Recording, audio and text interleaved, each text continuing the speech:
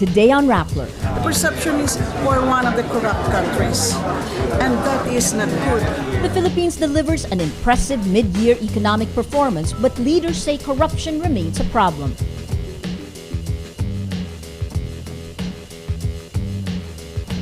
Senator Legarda tops the senatorial race in the latest Pulse Asia survey.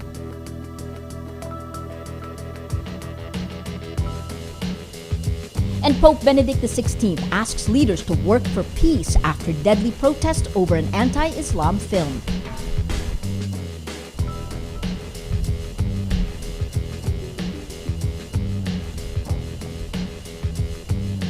Hello, I'm Maria Ressa. Welcome to Rappler, your social news network. The Philippines' financial chiefs are happy over the country's mid-year numbers. This solidifies its position as one of the fastest-growing economies in the world. Catherine Visconti reports. The country's top financial leaders smile and congratulate each other on a job well done. It's the government's mid-year economic briefing, and they have a lot of success to trumpet. The local economy is growing at a phenomenal pace at 6.3% in the first 3 months and 5.9% in the next quarter. The Philippines is now one of the fastest growing economies in Asia, and investors are taking notice. The first half of this year, we saw more companies in investment missions, 320 of them during the first half of this year, not including the companies that visited on their own. I'm just talking about the companies that visited as part of investment missions. This is more than what we have seen in all of 2011 and all of 2010. That's just how strong the investment interest is in the Philippines right now. But Export Zone Chief Lila de Lima says foreign investments only grew by 11% in the first 6 months. In the 2012 Global Competitiveness Index, businessmen say the biggest problem for doing business in the Philippines is still corruption, followed by inefficient government and poor infrastructure. It's a drug to economic development because people out there who don't know much about the Philippines, the perception is we're one of the corrupt countries, and that is not good. Business would go to a place where there's no corruption. Economic managers explain the task of ridding the bureaucracy of wrongdoers isn't easy and can't be accomplished overnight. The leadership from the top is very critical. Of course, that is not to say that we have already licked it, because we have not really changed the managers on the middle management, technical, and lower levels. But I think it's important for this government to signal that we have very little tolerance for corruption. Top-ranking economic manager Cesar Purisima says good governance is part of the message that the Philippines means business. We've been finding cases left and right, not just at taxpayers and smugglers, but also against our very own people. And this is the only administration that has impeached Chief Justice. So I think these should be recognized. As you know, it's important that we focus not on the absolute but on the rate of change.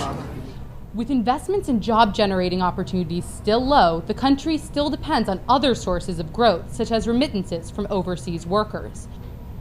Analysts say the Philippines was once a promising tiger economy in the late 80s, but failed to deliver on that promise. The question is, will this time be different? Catherine Visconti, Rappler, Manila.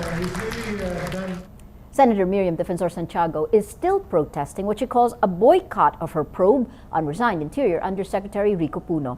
Santiago announces she will be absent from the Senate this week to show her resentment. She says, quote, "Tit for tat. If they snub my hearing, I will snub their session."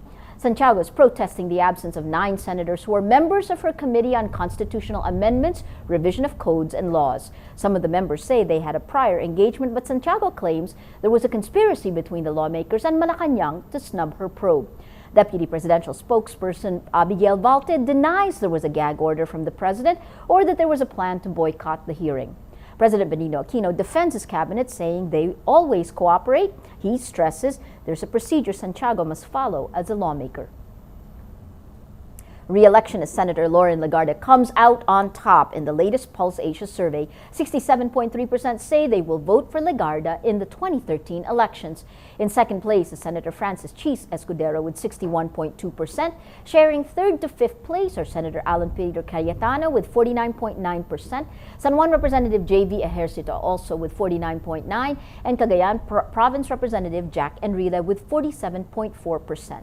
Three other incumbent senators occupy the 6th to 10th slots. They are Antonio Trillanes IV with 41.2%, Gregorio Anasan with 40.6%, and Coco Pimentel with 39.2%. Sharing 6th to 11th places are Mig Zubiri with 37.4%, Sunny Angara with 35.9%. Former Las Piñas Representative Cynthia Villar now ranks 9th to 11th with 32.7%.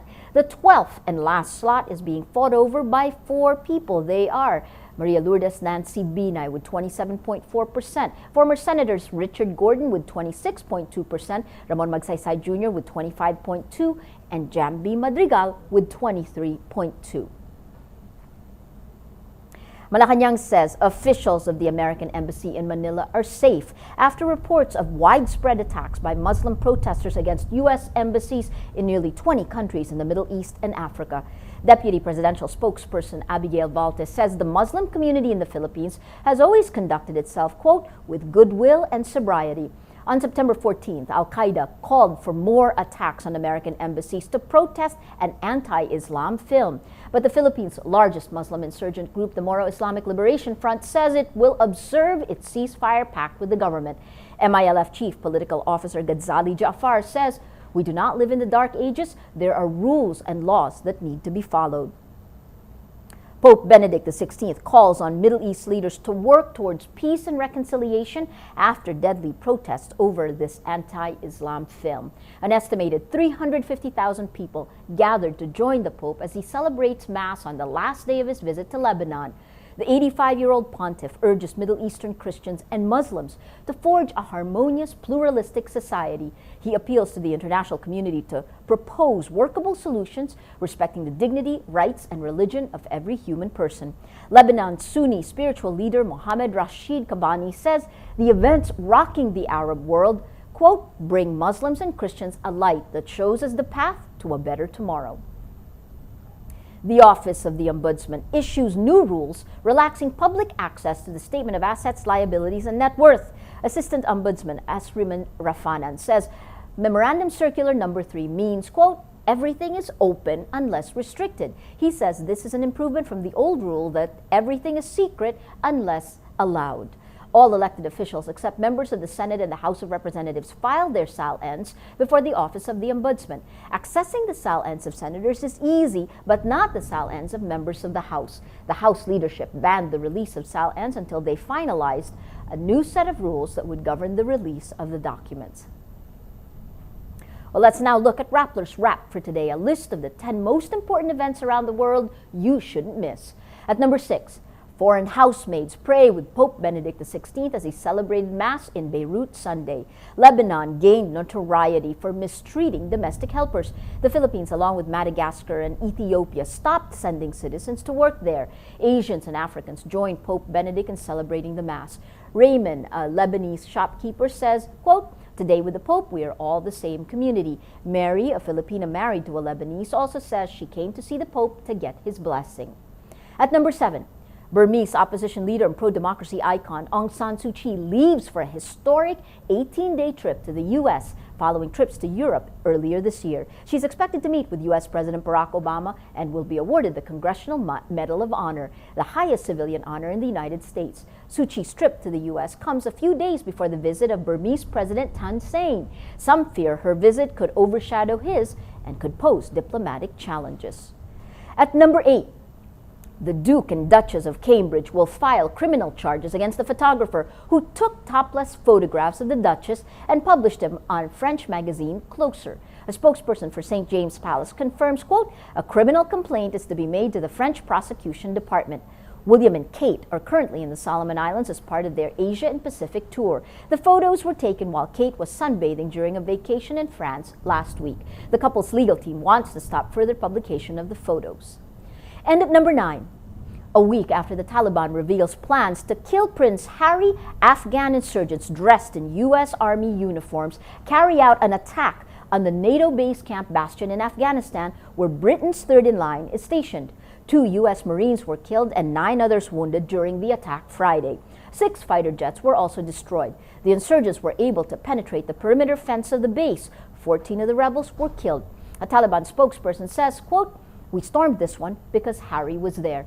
A spokesperson for NATO says Prince Harry, quote, "was in no way in any danger." For the full top 10, visit Rappler.com's The Wrap.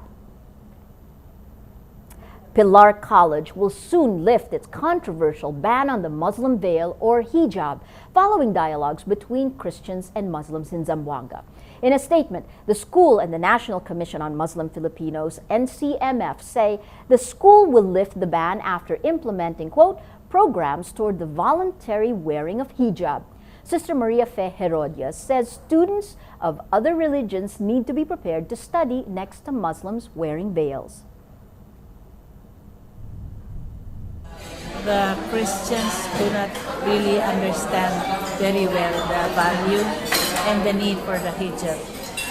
That's why we need to conduct a formative program, educative program for our Christian parents to educate students and teachers. We met Sister Herodias last Friday after Move Zamboanga. The decision to lift the ban comes after protests from Muslim and women's rights groups. Every story on Rappler has its own mood meter with 8 emotions for you to choose from. Click on the mood that you feel and your vote will come down to the middle of Rappler's front page to the Mood Navigator, which chooses the top 10 stories which have gotten the most number of votes and crowdsources the mood of the day. If you take a look at the stories over the weekend, the story broke on Friday, the Visayan Forum and NGO corruption.